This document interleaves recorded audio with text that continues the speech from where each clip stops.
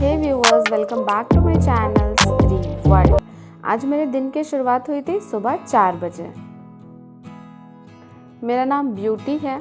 मैं करंटली सभी teaching exams की प्रिपरेशन करती हूँ और मैं अपनी प्रिपरेशन जर्नी यूट्यूब पर शेयर करती हूँ। अगर आप मेरे चैनल पर नए हैं तो मेरे चैनल को सब्सक्राइब करना ना भूलें। एक मेरी व्यूअर ने मुझसे पूछा था कि सुबह ब्रश करने के बाद पानी पीना चाहिए या फिर ब्रश करने से पहले। तो ये आपकी चॉइस पर डिपेंड करता है। ऐसे तो ज़्यादा फ़ायदेमंद तभी होता है जब हम ब्रश करने से पहले पानी पीते हैं, लेकिन मैं ब्रश करने से पहले पानी नहीं पी पाती, इसलिए मैं हमेशा पानी ब्रश करने के बाद ही पीती हूँ। यहाँ पर मैं आपको एग्जैक्ट टाइम गूगल से सर्च करके दिखाना चाहूँगी। तो ये देखिए, अभी जो टाइम हो रहा है वो हो रहा है 4:30 और आज मेरे स्टडी चैलेंज का 5वां दिन है। यहाँ पर मैं अपना टाइमर रीसेट करना भूल गई थी, तब मेरी बहन ने मुझे याद दिलाया कि तुम्हें टाइमर भी तो रीसेट करना है। फिर मैंने टाइमर को रीसेट किया और आज मैं सबसे पहले पढ़ रही हूँ साइंस। मैं क्लास 8 की साइंस बुक पढ़ रही हूँ और आज का जो मेरा चैप्टर है वो चैप्टर 11th है। चैप्टर 11th का जो टॉपिक है वो है फोर्स एंड प्रेशर। अगर आप मेरे स्टडी ब्लॉग को फॉलो करती हैं तो आपको पता होगा कि क्लास 8 की बुक को मैंने चैप्टर 1 से पढ़ना शुरू किया था और देखिए धीरे धीरे करके जो है ना सिलेबस मेरा कवर अप होते जा रहा है। मैं ज़्यादा टेंशन नहीं लेती हूँ, एक दिन में एक ही चैप्टर पढ़ती हूँ और ऐसे कर करके आज मैं चैप्टर 11 तक पहुँच गई हूँ। और ये जो चैप्टर है फोर्स एंड प्रेशर, ये बहुत ही ईजी चैप्टर है क्योंकि मैं क्लास 10 तक के स्टूडेंट्स को फिज़िक्स और केमिस्ट्री पढ़ाती थी, तो फिज़िक्स और केमिस्ट्री जनरली मेरे लिए बहुत इजी हो जाता है। तो ये चैप्टर मेरा केवल 40 मिनट्स में ही कंप्लीट हो गया था। तो उसके बाद मैंने क्या किया कि चैप्टर 10th का एक बार फिर से रिवीजन कर लिया। ये एस चांद की बुक है और अगर आप भी साइंस को डिटेल में पढ़ना चाहते हैं तो आप एस चांद की बुक को फॉलो कर सकते हैं। एस चांद जो है वो एनसीईआरटी पर बेस्ड होता है, लेकिन इसमें एनसीईआरटी के सिलेबस को थोड़ा डेप्थ में पढ़ाया जाता है। और अगर आपको बुक पढ़ने में नींद आती है या फिर बुक पढ़ना पसंद नहीं है तो आप किसी भी यूट्यूब चैनल से एनसीईआरटी साइंस की समरी देख सकती हैं। बहुत सारे यूट्यूब चैनल अवेलेबल हैं जो बहुत अच्छा पढ़ाते हैं। इसके बाद अब मैं अपना दूसरा सब्जेक्ट पढ़ रही हूँ और मेरा दूसरा सब्जेक्ट है सीडीपी। सीडीपी में आज मैंने आरटीई एक्ट 2009 और एनसीएफ 2005 के बारे में पढ़ा है। इसके अलावा उसके एमसीक्यूज़ भी मैंने सॉल्व कर लिए थे और जो भी इम्पॉर्टेंट पॉइंट्स थे सारे इम्पॉर्टेंट पॉइंट्स को मैंने अच्छे से पढ़ लिया है।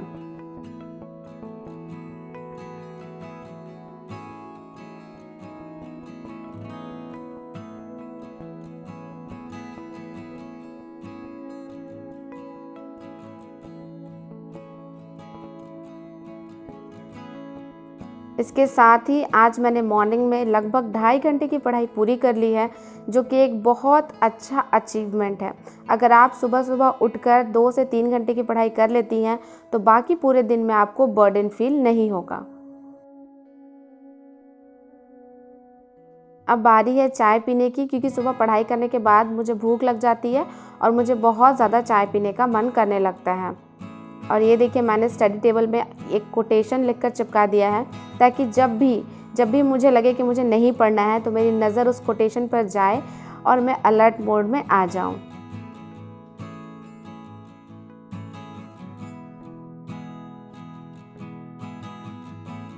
चाय पीने के बाद मैं और मेरी बहन हम दोनों जा रहे हैं वॉक पर, क्योंकि मेरे दिसंबर चैलेंज में मुझे हर दिन 8 आवर स्टडी करनी है और इसके साथ ही हाफ आवर का वॉक भी करना है। तो बस अपने उसी चैलेंज को पूरा करने मैं निकल गई हूँ। इसके अलावा हमें बहुत सी सब्जियाँ और बहुत से फ्रूट्स खरीदने थे, तो इसलिए भी हम मार्केट आए थे ताकि हम सारी सब्जियाँ और फ्रूट्स खरीद सकें। मुझे पता है यहाँ पर कि मैं पॉली बैग यूज़ कर रही हूँ क्योंकि हमने जो थैली लाई थी ना वो सब्ज़ी खरीदने में ही भर गई, तो उसके बाद हमारे पास ऑप्शन नहीं था, हमने पॉली बैग को यूज़ कर लिया। और देखिए, ऐसे भी ना पॉलीथीन को हमारे लाइफ से कम्प्लीटली एलिमिनेट करना बहुत ही ज़्यादा मुश्किल है।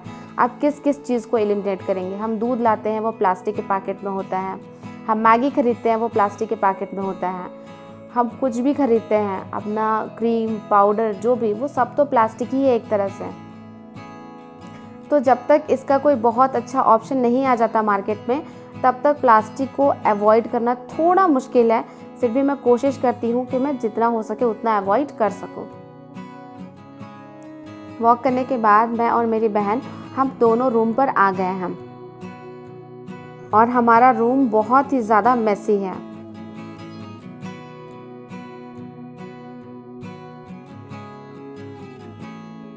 आज मेरी बहन ने रूम अरेंज किया है और मैंने नाश्ता बनाया है। मेरी बहुत सारी व्यूअर्स मेरे से पूछ रही थी कि केवीएस के लिए आप स्ट्रैटेजी बताइए, या फिर आप कौन से बुक से पढ़ रही हैं, या फिर आपका सोर्स क्या है, वो सब आप हमें बताइए। तो यहाँ मैं आपको बता दूँ कि अभी मैंने अपने लिए केवीएस के लिए कोई भी स्ट्रैटेजी नहीं बनाई है। अगर आप मेरे रेगुलर व्यूअर हैं तो आपको तो पता ही होगा कि मैं पहले DSSB PRT की तैयारी कर रही थी, लेकिन उसका फॉर्म अभी तक नहीं आया है।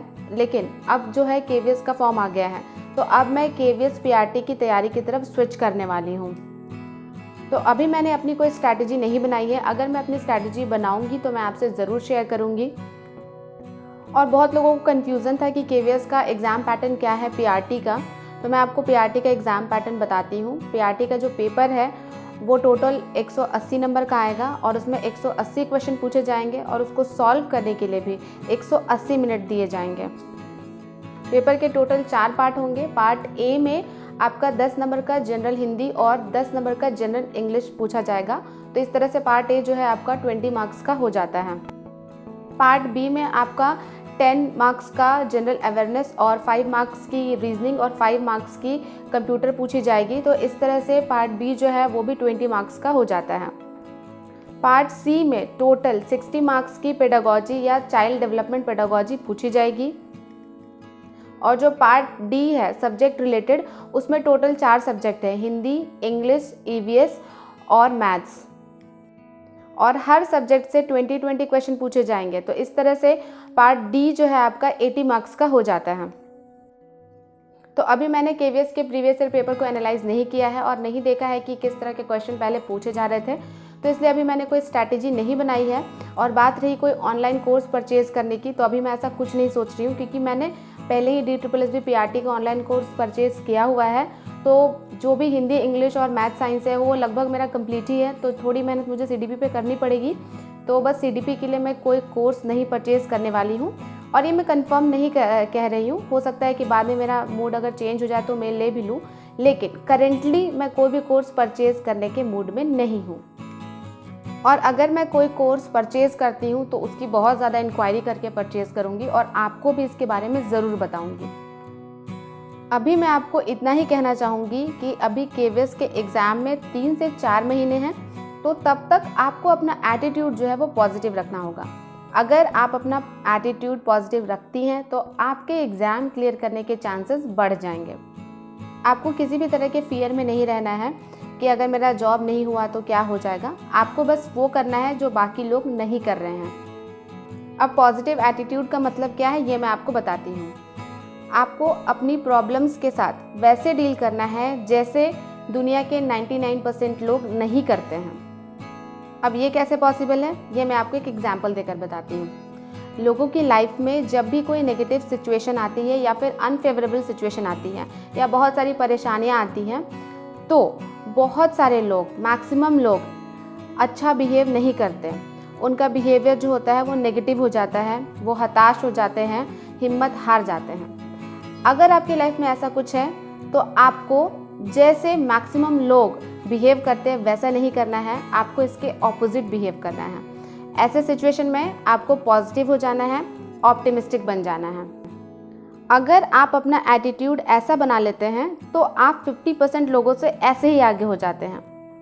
अब जैसे देखिए, बहुत से लोग जो होंगे अपना रूटीन सेट कर चुके होंगे और उन्होंने अपना एक रूटीन बना लिया होगा कि सुबह 4 बजे उठकर हमें पढ़ाई करनी है, और जनरली वो अपने रूटीन को फॉलो भी कर पाते होंगे। लेकिन कभी कभी सबकी लाइफ में ऐसा होता है कि हम रात में जल्दी नहीं सो पाते हैं, रात में सोने में 12-1 बज जाते हैं।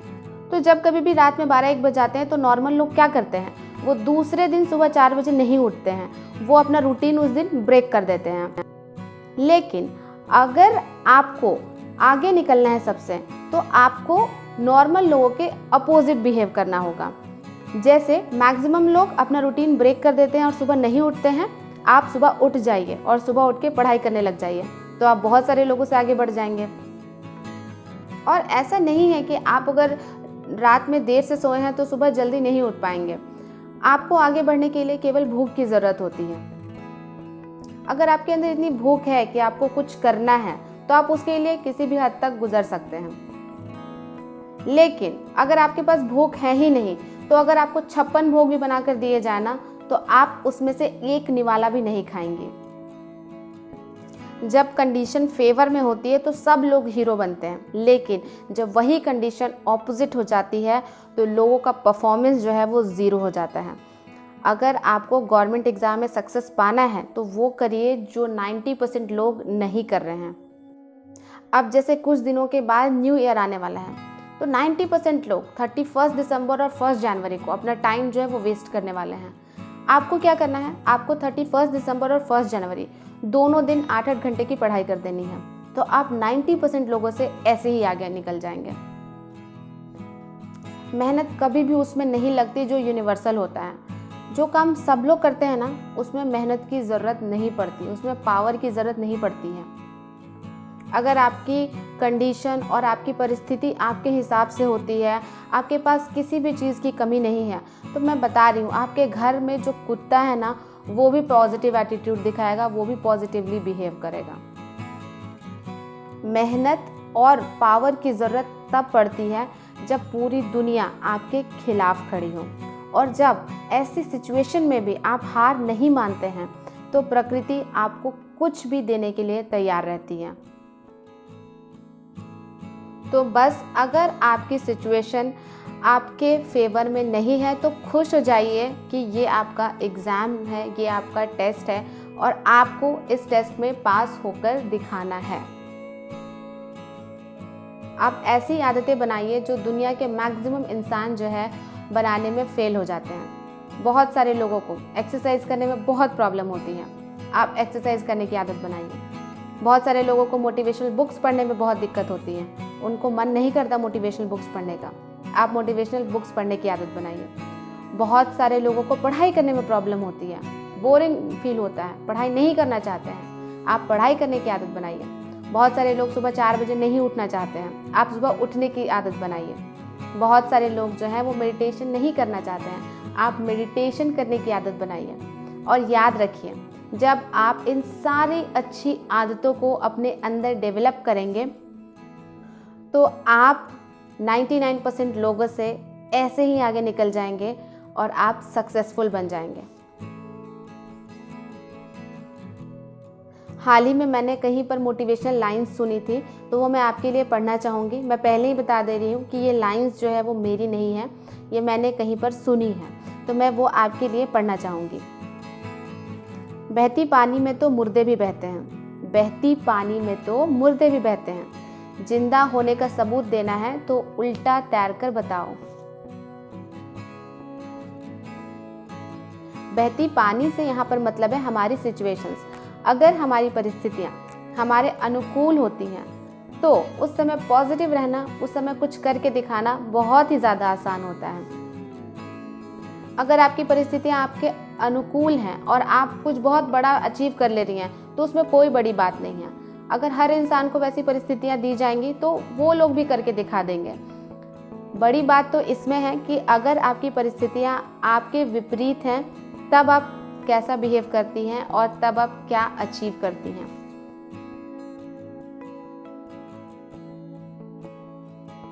यहाँ पर मैं इंग्लिश के 60 ग्रामर रूल्स पढ़ रही थी और मैं आपको बता दूँ कि ये जो 60 ग्रामर रूल्स है ये मैं रानी मैम से पढ़ रही हूँ। मैंने सोचा है कि मैं पूरी इंग्लिश ग्रामर नहीं पढ़ूंगी, मैं केवल इन 60 रूल्स को पढ़ूंगी और बहुत अच्छे से पढ़ लूँगी। और यहाँ मैं आपको एक ट्रिक बताना चाहती हूँ। मैंने कोई ऐसा टारगेट नहीं रखा है कि मैं 1 या 2 दिन में इन सारे 60 रूल्स को पढ़ के कंप्लीट कर लूँगी, नहीं। मैंने सिर्फ इतना सोचा है कि मैं हर दिन केवल 5 रूल पढ़ूँगी।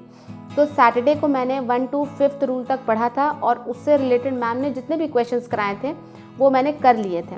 और आज मैं 6 to 10 बस इतने ही रूल्स पढ़ूँगी। तो ऐसे अगर मैं हर दिन सिर्फ 5-5 रूल्स भी पढ़ती हूँ तो 12 दिनों में मेरा इंग्लिश ग्रामर जो है वो कंप्लीट हो जाएगा। और जब मेरे ये सारे ग्रामर रूल्स कंप्लीट हो जाएंगे तब मैं क्या करूँगी, तब मैं एरर के रोज़ केवल 10 क्वेश्चन सॉल्व करूँगी। लेकिन मैं जो भी 10 क्वेश्चन सॉल्व करूँगी उसमें जितने भी रूल यूज़ हुए हैं और जितने भी ट्रिक्स उसमें यूज़ हुए हैं उन सभी को मैं अच्छे से लर्न करूँगी।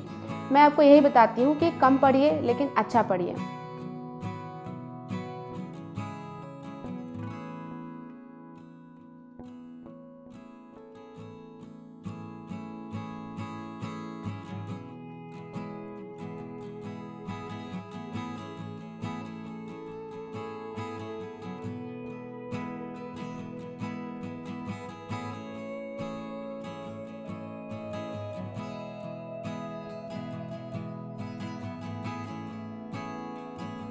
यहाँ पर मैं हिंदी पढ़ रही थी और आज मैंने हिंदी में सर्वनाम के भेद और विशेषण पढ़ा है।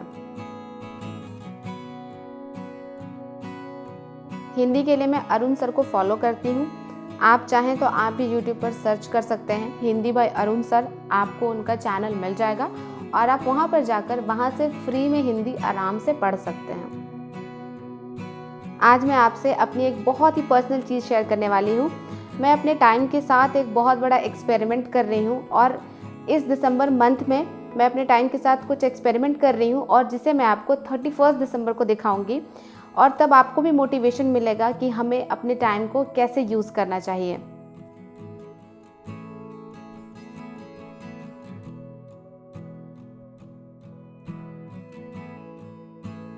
हिंदी पढ़ने के बाद मैंने थोड़ा सा 5 से 10 मिनट का रेस्ट किया था और उसके बाद मैं दोबारा से अपनी पढ़ाई में लग गई हूँ और अब मैं यहाँ पर पढ़ रही हूँ हिमांशी मैम की बुक से MCQs।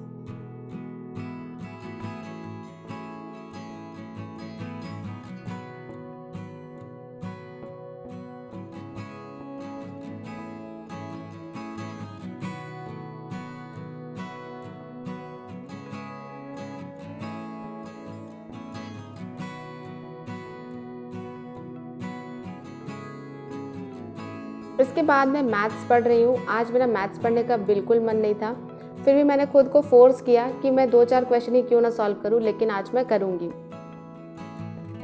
अगर आप भी बहुत लॉन्ग आवर्स तक स्टडी करती हैं और लास्ट में आपका मन नहीं होता है पढ़ाई करने का, तो आप अपने ब्रेन को फूल बनाइए। उसको कहिए कि तुमको पूरा एक चैप्टर नहीं पढ़ना है, तुमको केवल एक पेज पढ़ना है। तो ऐसे क्या होता है कि हमारा ब्रेन रिलैक्स हो जाता है और हमारे ब्रेन को लगता है कि हमें तो केवल एक पेज पढ़ना है और फिर जब आप पढ़ने जाएंगी तो आप अच्छा 1 या 2 पेज से ज़्यादा ही पढ़ लेंगी। तो आज मैंने भी वही किया है।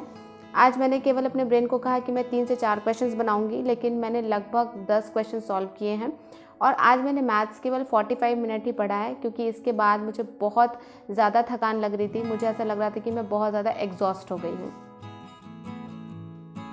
मैथ्स में मैं कंपाउंड इंटरेस्ट अभी सॉल्व कर रही हूँ और कंपाउंड इंटरेस्ट में गगन प्रताप सर की वीडियो से पढ़ती हूँ। देखिए उनका वीडियो जो है वो 14 घंटा का है, जिसमें मेरा 9 घंटा आज कंप्लीट हो गया है और अभी भी 5 घंटे बचे हुए हैं। तो मैं कोशिश करूँगी कि मैं सारे क्वेश्चंस इसके सॉल्व कर लूँ और उसका एक नोट्स भी बना लूँ, ताकि मुझे बाद में कभी कुछ दिक्कत हो तो मेरे पास रेफरेंस के लिए कुछ नोट्स रहे जहाँ से मैं देख पाऊँ सोल्यूशन। इस तरह से आज मैंने लगभग 8 घंटे की पढ़ाई पूरी कर ली है और अभी बज रहे हैं शाम के 5। अगर आपको मेरी ये वीडियो पसंद आई हो तो इसे लाइक करना मत भूलिएगा। आपका हर एक लाइक मेरे लिए मोटिवेशन का काम करता है। अगर आप मेरे चैनल पर नए हैं तो मेरे चैनल को सब्सक्राइब कर दीजिए और मेरे चैनल को बहुत ज़्यादा शेयर करें। इसी तरह की मोटिवेशन स्टडी ब्लॉग के साथ मैं आपसे मिलती रहूँगी। मिलते हैं नेक्स्ट वीडियो में।